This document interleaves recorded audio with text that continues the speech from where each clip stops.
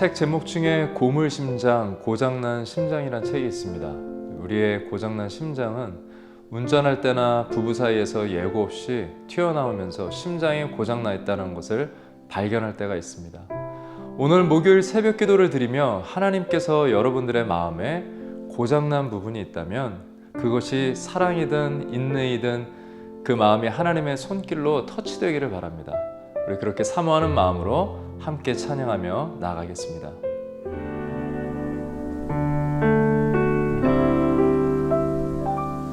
주 안에 있는 나에게 단 근심이 있으랴 십자가 밑에 나아가 내 짐을 풀었네.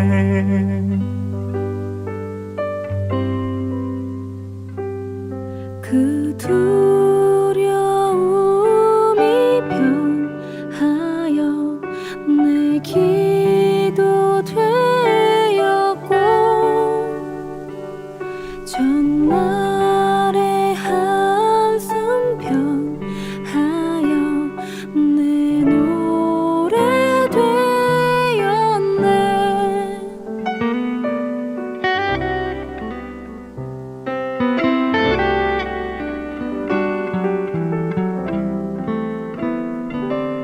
내 주는 자비하셔서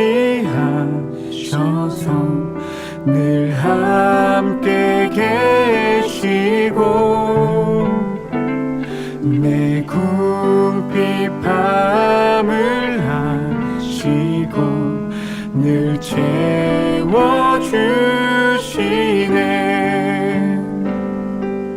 주님을 찬송하면서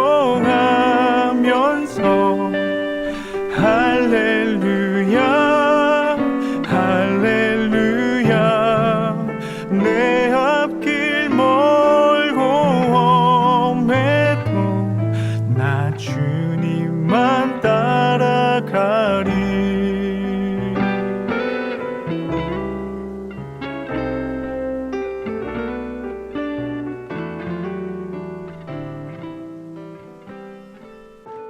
오늘 말씀은 출애굽기 8장 16절부터 24절까지입니다. 여호와께서 모세에게 이르시되 아론에게 명령하기를 내 지팡이를 들어 땅에 티끌을 치라 하라. 그것이 애굽 온 땅에 이가 되리라.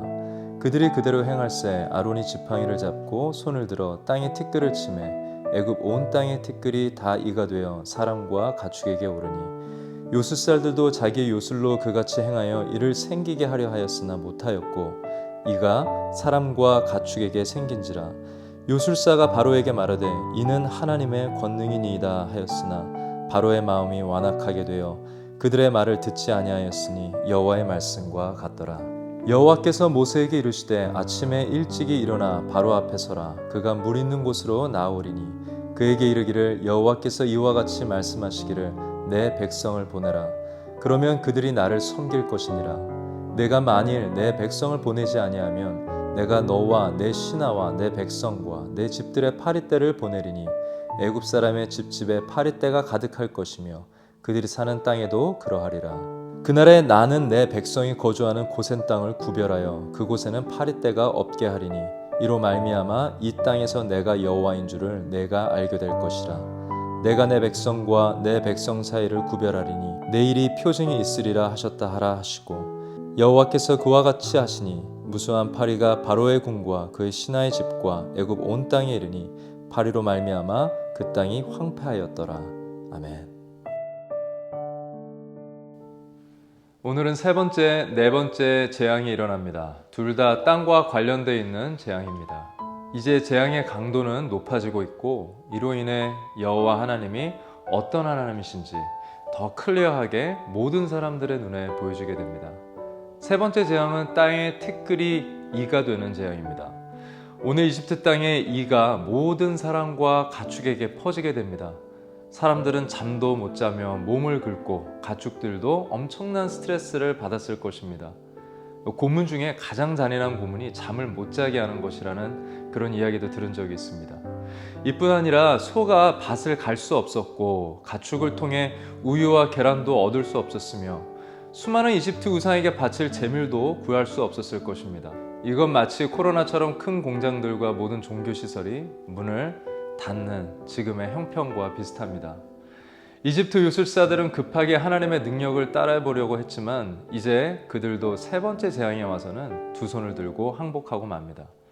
이제 그들은 직접 바로 왕에게 이렇게 고백하며 인정합니다. 이는 하나님의 권능이니이다. 이 말을 전한 요술사들은 단순히 요즘 매지션, 엔터테인먼트를 하는 그런 마술사가 아니라 꽤나 높고 영향력 있는 리더들이었습니다. 리더들의 입에서 왕인 바로에게 직접 이는 하나님의 권능입니다 라고 말하는 것은 놀라운 고백이 아닐 수 없습니다. 하나님이 이렇게 자신의 영광을 온 세상에 나타내시는 분이십니다. 하나님은 자신의 영광을 누구에게 만들어 달라고 부탁하시는 어떤 도움이 필요하신 분이 아니십니다. 그러기에 교회가 우리가 그분의 영광을 만들어서 드리려고 한다면 그것은 굉장히 무지한 것입니다. 우리의 능력과 신앙은 하나님께 영광을 만들어 드리지 못합니다. 하나님의 영광은 하늘의 해의 빛과 같이 끊임없이 비춰지며 어떠한 도움을 필요로 하시지도 않습니다. 우리가 하나님의 영광을 만들려 한다면 그것은 햇빛 앞에 촛불을 가지고 나아가는 것과 같습니다. 오늘 찬란한 주님의 영광은 이집트 요술사들에게도 비춰진 것과 같이 세상의 모든 사람들도 보게 될 것입니다.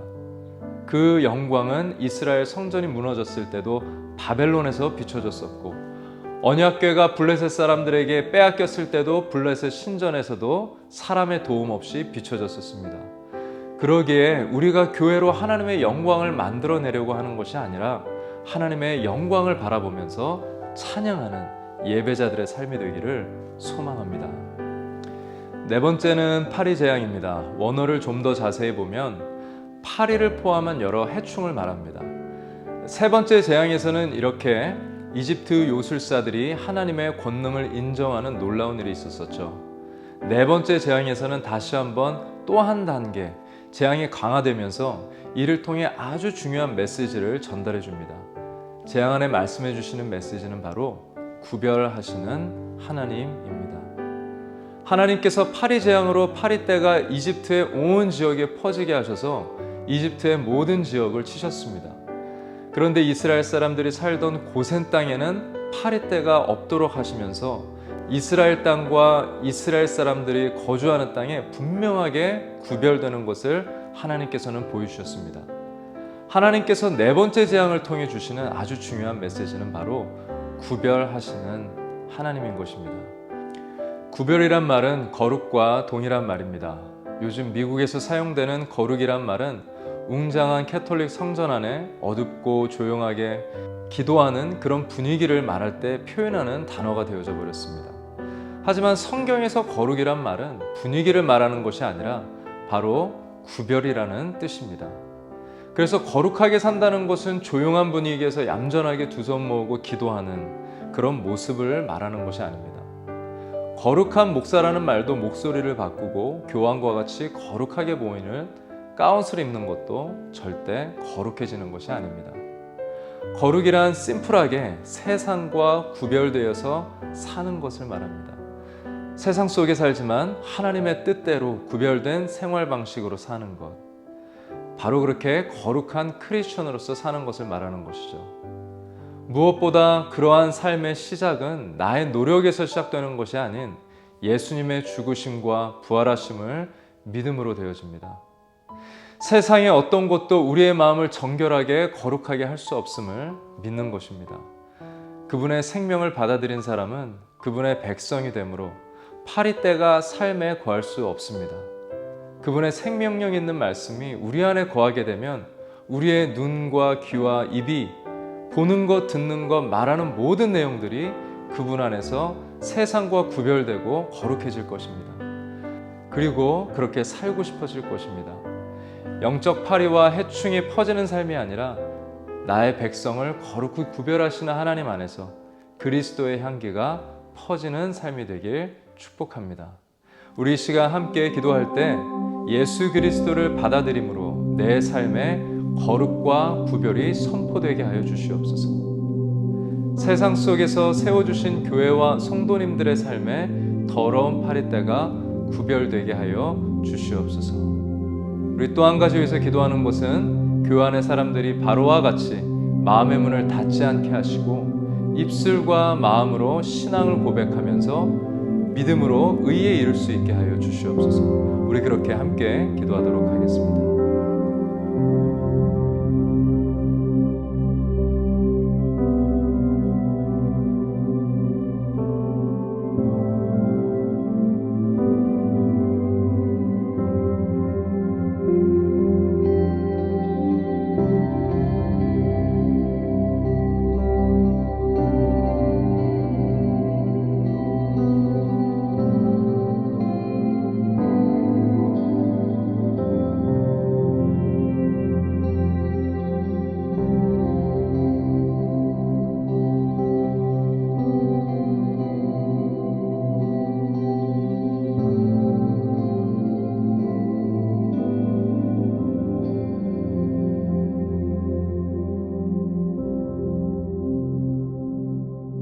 자연의 모든 것들이 햇빛으로 인하여 생명을 얻듯 우리의 삶에도 하나님의 영광이 비춰지게 하사 우리의 삶에도 생명이 충만하게 하옵소서. 교회의 성도들이 깨어나 교회가 되게 하시고 세상에서 빛과 소금으로 거룩하게 사는 생업과 가정이 되게 하여 주시옵소서.